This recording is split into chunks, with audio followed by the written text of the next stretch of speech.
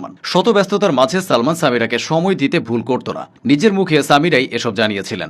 এক জীবনে সালমান শাহ শুধু ভালোবেসে গেছেন, বিনিময়ে পেয়েছিলেন অবহেলা ও অবজ্ঞা। যে সামিরা হককে তিনি ভালোবেসে বিয়ে করেছিলেন, সেই সামিরার বিরুদ্ধেই এখন সালমানকে করার অভিযোগ। সালমান শাহর মতো এত কম সময়ে দেশের চলচ্চিত্র অঙ্গনে সুপারস্টার হতে পারেনি কেউ। একে তো উঠতি বয়স, তার উপর খ্যাতের চাপ। এসবের ফাঁদে পড়ে সালমান অন্য অনেকের মতো বকে যেতে পারতেন। দেশের মিডিয়া অঙ্গনের অনেক তারকার মতো সহকর্মীদের সাথে প্রেমের সম্পর্কেও জড়াতে পারতেন। কিন্তু তিনি ভালোবেসেছিলেন মিডিয়া জগতের বাইরের সাধারণ মেয়ে সামিরাকে। সামিরা ছিল সালমান শাহর খালার ঘনিষ্ঠ বান্ধবী লুসির মেয়ে। সামিরার বাবা সাবেক ক্রিকেটার শফিকুল হক হীরা। 1990 সালের 12 জুলাই চট্টগ্রাম ক্লাবে একটি ফ্যাশন শো এর আয়োজন করা হয়। ফ্যাশন শো এর সদস্য ছিল সামিরার বাবা হীরা। সেই হিসেবে ফ্যাশন শোটি দেখতে গিয়েছিলেন সামিরা। সেখানে অনেকের সঙ্গে পারফর্ম করেছিলেন সালমান শাহ। শো শেষে সালমান শাহের খালার মাধ্যমেই সামিরা ও তার পরিচয় হয়। প্রথম দেখাতেই সামিরাকে ভালো লেগেছিল সালমানের। এর পরদিন সকালবেলা সালমান শাহ সামিরাকে একটি চিঠি পাঠিয়েছিল। চিঠিটা ছিল রক্তে লেখা। রক্তের চিঠি দেখে ভয় পেয়েছিলেন সামিরা। চিঠির শুরুটাই ছিল বউ দিয়ে। এরপর লেখা ছিল,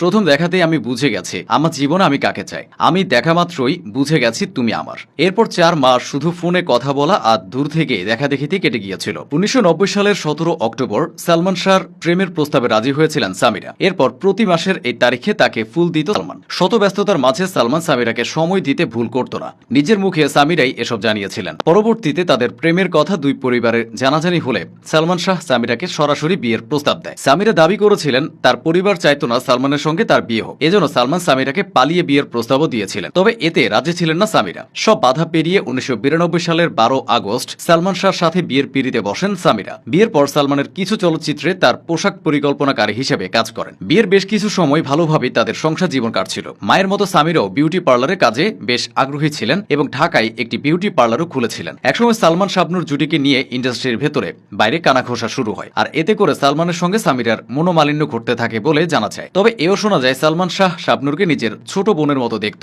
শাবনূরও তাকে ভাইয়া বলে রাখত। এছাড়া সালমান শাহর সঙ্গে মৌসুমী জুটি নিয়েও সামিরার আপত্তি ছিল বলে শোনা যায়। সম্প্রতি এক সাক্ষাৎকারে সালমান শাহর সহকারী হিসেবে কাজ করা মনসুর আলী জানিয়েছেন, সামিরা হক মৌসুমীকে নিয়ে সালমান শাহকে সন্দেহ করতেন। সে কারণে দেনমোহর সিনেমার পর সালমান আর কোন ছবিতেই মৌসুমীর সঙ্গে কাজ করতে চাননি। মনসুর আলী বলেন, এই সিনেমার পর আরেকটি অফার আসে, কিন্তু সিনেমায় মৌসুমী থাকায় ভাই না করে দেয়। মনসুরের ভাষ্য মতে সিনেমার গল্প তো ভালো হলেও সালমান শাহ তাকে বলেছিলেন, তোমার ভাবি আমাকে এমনিতেই সন্দেহ করে, আমি আর মৌসুমীর সঙ্গে কাজ করব না। আমার সংসারে আমি সুখ চাই, শান্তি চাই। কাজের সঙ্গে আপোষ করে পরিবারের সুখ চাইলেও সে সুখটা তার কপালে ছিল না। 1996 সালের 6 সেপ্টেম্বর রহস্যজনকভাবে প্রাণ হারান সালমান শাহ। নিজের অভিনীত প্রথম সিনেমা কিয়ামত থেকে কিয়ামত সিনেমার শেষ দৃশ্যের মতো তার জীবনের রথ থেমে গিয়েছিল। ওই ছবি করার ঠিক 4 বছর পর এরপর তার পরিবারের পক্ষ থেকে দাবি করা হয় সালমান শাহকে করা হয়েছে।